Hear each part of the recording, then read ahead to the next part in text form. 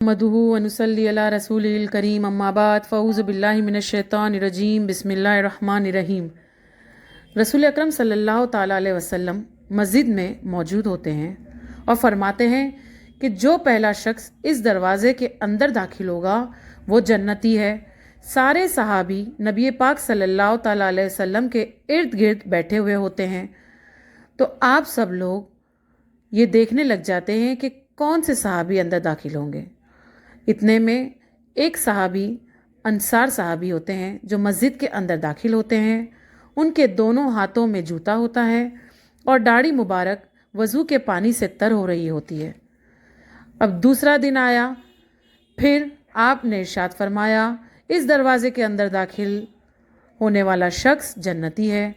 फिर सहाबा इकराम ने एक बार देखा तो ये वही सहाबी होते हैं जो मदीना शरीफ के अंसार सहाबी, और देखा कि उनके हाथ में जूते हैं और दाढ़ी मुबारक वज़ू से पानी से तर है। अब फिर तीसरा दिन आया, फिर रसूल अकरम सल्लल्लाहु ताला अलैहि वसल्लम ने इरशाद फरमाया कि इस दरवाज़े के अंदर से दाखिल होने वाला शख्स जन्नती है। अब सारे सहाबा ये सोचने लगे कि ऐसा क्या ख़ास है कि इन सहाबी में एक रसूल पाक सल्लल्लाहु ताला अलैहि वसल्लम ने एक नहीं, दो नहीं, बल्कि 3 बार इनको जन्नत की बशारत दी है। सुभान अल्लाह। तो वहाँ मौजूद तमाम सहाबा में एक बहुत बड़े सहाबी मौजूद होते हैं जिनका नाम अब्दुल्ला बिन अमर होता है। ये इतने इबादत गुजार थे कि सारे साल के रोज़े रखा करते थे, तहज्जुद पढ़ा करते थे, सारी रात नफल नमाज पढ़ा करते थे।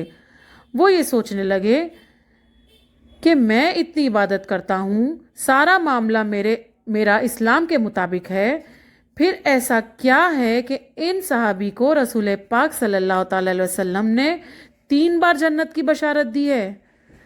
सोचा चल कर पता कर लेते हैं।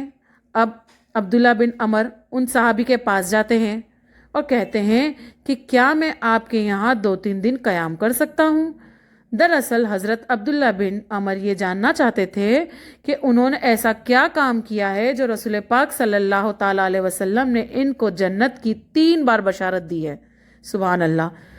अब अब्दुल्ला बिन अमर उन सहाबी के घर क़याम करते हैं और जब रात होती है तो अपनी चारपाई पर लेट जाते हैं और अपना बिस्तरा ओढ़कर टिकटिकी बांध कर देखने लगते हैं कि ये ऐसा कौन सा अमल करते हैं ये सहाबी, या कौन सी इबादत ऐसी करते हैं।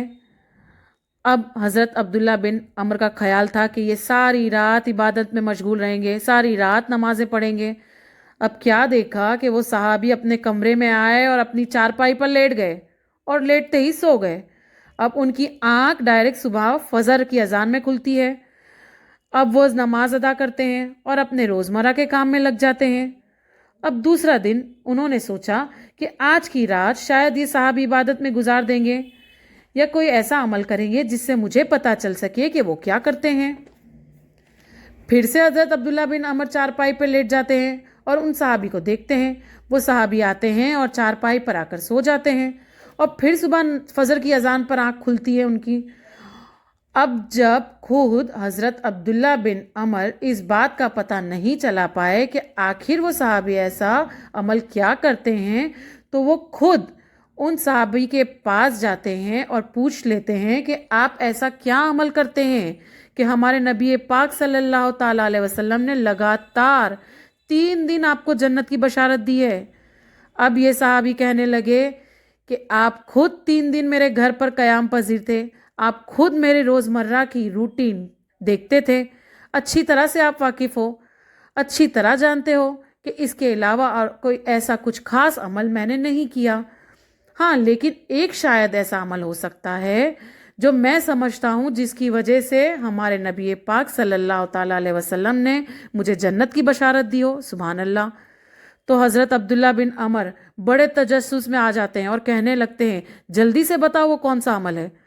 तो वो सहाबी रसूल फरमाते हैं कि बेटा मैं तुझे असल बात बताता हूँ। यहाँ दिल पर हाथ रख कर कहते हैं कि ये जो दिल है ना, इसमें दुनिया की किसी भी इंसान के लिए नफ़रत नहीं है। सुभान अल्लाह।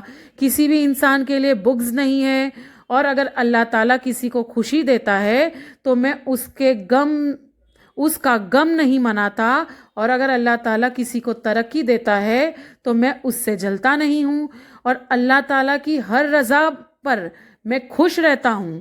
سبحان اللہ۔ اب وہ صحابی نے کہا شاید یہی وجہ ہوگی کہ اللہ کے نبی نے مجھے جنت کی بشارت دی ہوگی۔ سبحان اللہ۔ اور اس وقت کہ اتنے عبادت گزار صحابی حضرت عبداللہ بن عمر جو ساری رات عبادت کرتے تھے اور سال بھر کے روزے رکھتے تھے، یہ سن کر عرض کرنے لگے یہ کام تو بڑا مشکل ہے کہ دل میں کسی کے خلاف بغض نہ ہو اور نفرت نہ ہو، یہ تو عبادتوں سے بھی بڑھ کر بڑا عمل ہے۔ سبحان اللہ۔ اتنے بڑے صحابی یہ کہہ رہے ہیں کہ لیکن دراصل اس مشکل کے بعد جو راحت ہے، جو آسانی ہے، وہ انشاءاللہ جنت میں ہی ملے گی۔ اللہ ہم سب کو اس بات پر عمل کرنے کی ہدایت عطا فرمائے۔ آمین۔ وما علینا الا البلاغ المبین۔